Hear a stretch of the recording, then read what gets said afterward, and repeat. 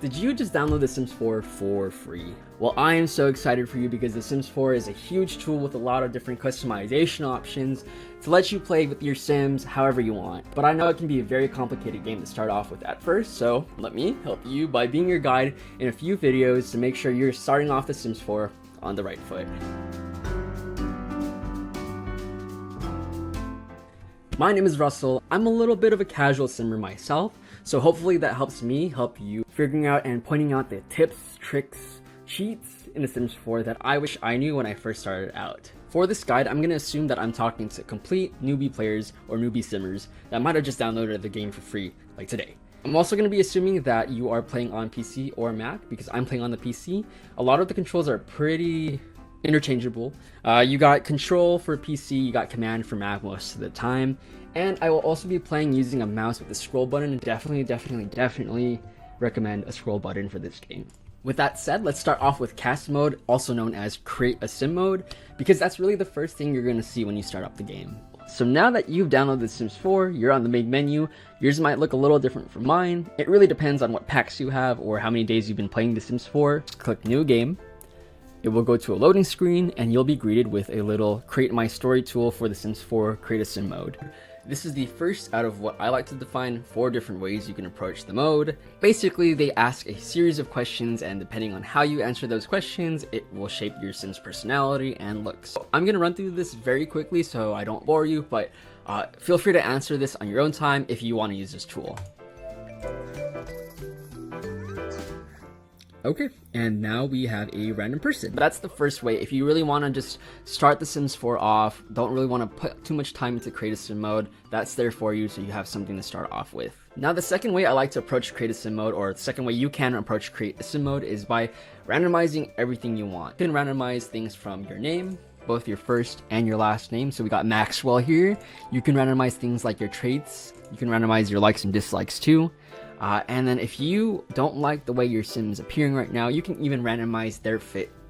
So boom, there's a random sim right there. You can go as far as randomizing specific parts of his sim's appearance. So right here I have clothing off, but if I only like his clothes and I don't like anything else, I can randomize just his clothes. So to recap, the first 2 ways you can generally approach create a sim mode is by using that create my story tool, or just going out and randomizing your sim as much as you want. A third way you can approach create a sim mode is by using the gallery. So if you click right here, opening the gallery, you will be required to connect to the internet, but there are basically a ton of different creations, ton of households, lots, and even rooms within those lots that you can straight up just download and replace your current household with and start playing immediately. For example, if I was in a rush and I just wanted to choose any sim I wanted to, I could download this random household right here, click place household, and then replace the current sim household that I'm creating right now, and now I have a fully created set of sims to play with.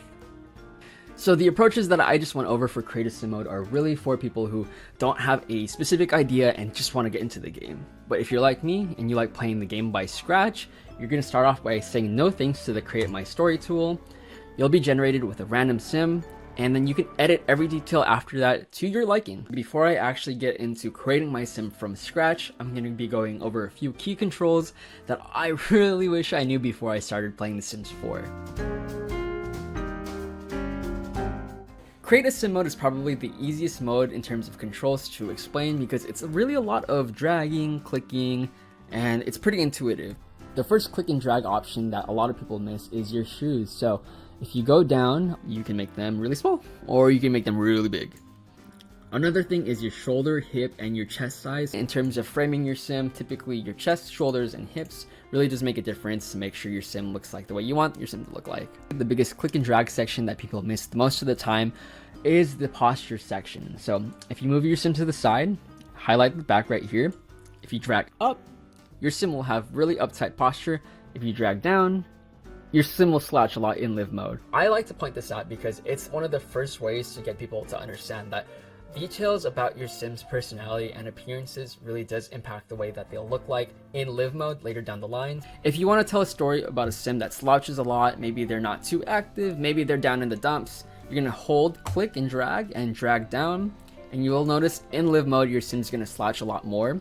But if maybe you're trying to tell a different story and you want your character acting to look a little bit more lively, you'll click and drag up and your sim will have impeccable posture. Now it's time for some controls. The first thing you want to know is that hitting Ctrl Z will undo something and then hitting Ctrl Y will redo something. So, for example, if I made him have really thick thighs and I didn't want that, I would hit Ctrl Z. But then if I had a second thought, like, no, his thighs should be thicker, I'll hit Ctrl Y. So it's very similar to most software services that you're probably using. Now say that you have multiple sims in your household. So right here, I have 2 sims. If I didn't want to have to toggle between them by moving my mouse and clicking to each individual sim, I can just press the spacebar. So boom, easy edit right there. Now for some relevant cheats. To open the cheats menu, you'll hit Control, Shift, and C, and you'll see this white bar at the top. If you haven't already used cheats in The Sims 4, you're going to hit Testing Cheats True. You're going to see it on the screen right now. And then after you do that, you'll be able to use all the cheats in The Sims 4 that you want. Cheats are mainly used in build mode and live mode, but one cheat that I find that's very useful for creative sim mode is cast clock speed 0. And so if you just notice, my sim stopped moving, and that will let me work on this sim with a little bit more focus. Alright. So one thing the game does not tell you explicitly is that once you finish creating your sim, say you're super happy with the sim, you press this check mark, it will not let you actually edit your sim very easily. What you're going to do is open up the cheats menu, again, so Control, Shift, and then C. Once you're in build mode or live mode, and you're going to want to type in what you see on the screen right now, that's going to enable you to edit your sim and other sims in any way you like. I'll do a quick pause right here for some of the relevant controls and cheats that I already mentioned. Feel free to pause and screenshot. Alright, now that you've figured out some cheats and controls, how do you actually make a sim from scratch? The way I like to chunk it out is into 2 different sections. So the first section is just what I like to call the core personality section, and then the second section is how does your sim actually look? I'm going to run through this pretty quickly, and I'll do a few key callouts based off of stuff that I wish I knew because the game doesn't explicitly say it. Obviously, you can name your sim. I mentioned before you can randomize your sim's name. So this is Luca Velasquez, and you can even change their pronouns based off of they, them, she, her, he, him, or even custom pronouns. So if you want your sim to go by neopronouns, you can definitely do that. This personality section will let you do a few different key things core to their identities. So obviously gender and sexual orientation is pretty key to anybody. So if you want your sim to be romantically attracted to men and women, you can definitely do that. Then this section is pretty important to what your sim's core identity is too, because it's your life stages. You can go as young as a toddler or as old as an elder. I'm going to use a young adult for this example. Depending on your life stage, you'll be able to do different things. For example, if you are a teenager, you'll be able to go to Copperdale High if you have the high school expansion pack. You can click your default walk style. So if you want a little bit of swagger like this guy, I'll do a swagger walk. You can even do a tough walk. Last few things to note in this personality plumb bob section is you can change your sim's voice. Household relationships. This is something that everyone who starts playing creative sim mode overlooks. If you have more than one sim in your household, you'll be able to choose a relationship that the sim you're currently working on has with that sim. In this case, let's have sim 2 be sim 1's wife. So that's pretty much it for the callouts on the personality plumb bob section. We're gonna go into this hexagon area right here, and there's gonna be 3 main things you can edit here. Your aspiration, which is what your sim really wants to do in their life, some dislikes and likes, and then some traits. Aspirations, so these are your sim's life goals, can actually be changed midway through your gameplay. There are a ton of aspirations, so my advice is to just choose one that you think will fit your sim's storytelling. So I'm gonna do he's a family man. He's a super parent. Now for likes and dislikes, I'm gonna randomize the sim's likes and dislikes right here, but you can definitely go in and choose your sim specific likes and dislikes. You might notice your sim's mood affected based off of what they like and dislike once they're in live mode. And then there are traits. You can pick up to 3 traits, and these really do impact the way that your sims likes to play out their life. For example, if this man really loves llamas, like I really want this guy to do farming in his gameplay, I might want to click animal enthusiast. What else can I click? I can click dog lover, and then maybe he hates children, but he loves animals. So there's a lot of different ways you can personalize your traits with the sims. With all the controls out of the way, with all the personality boxes out of the way, we can finally get to styling our sims from scratch. The way I like to start is by clicking this head section and then clicking the face section, because no matter how many fits you have, your face is always going to stay the same. There are a set number of faces that are preloaded into the Sims 4 game. So if you click face, face is right there. You can start off with one of these faces. Maybe this one is closer to what I wanted. I'll click that one, and then from here on out, it's really about adding the details to make sure that face looks as close to the vision that you want as possible.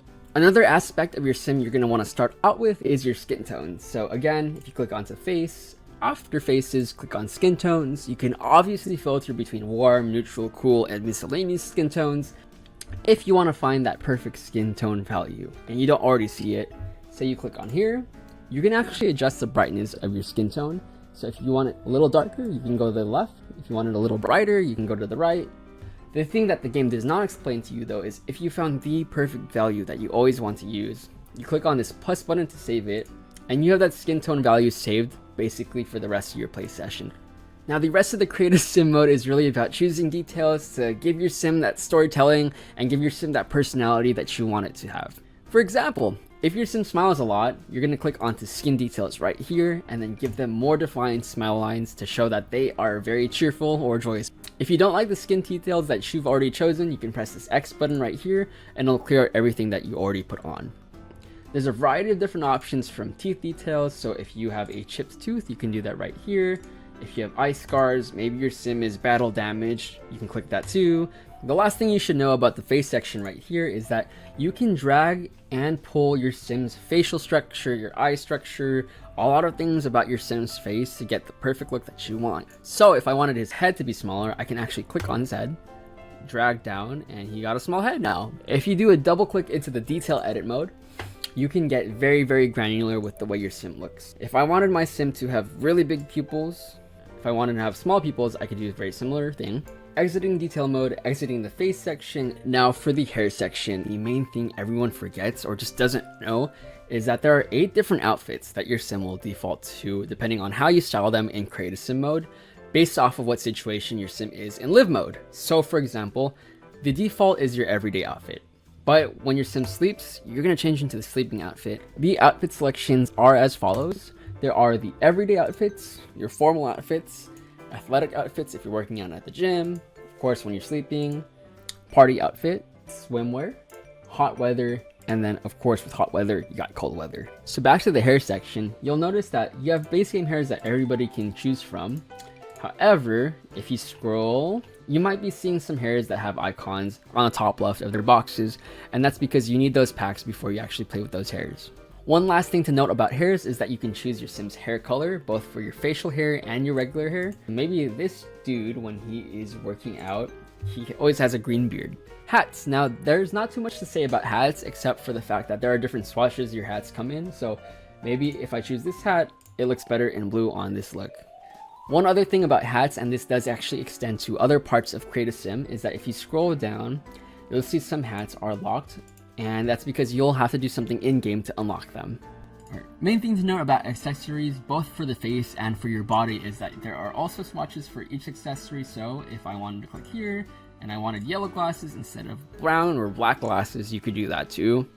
And then the last section of the face section is makeup. So if you choose makeup, and you click on a swatch, very similar to skin tones, you can actually change the brightness, hue, all that good stuff with these sliders right here.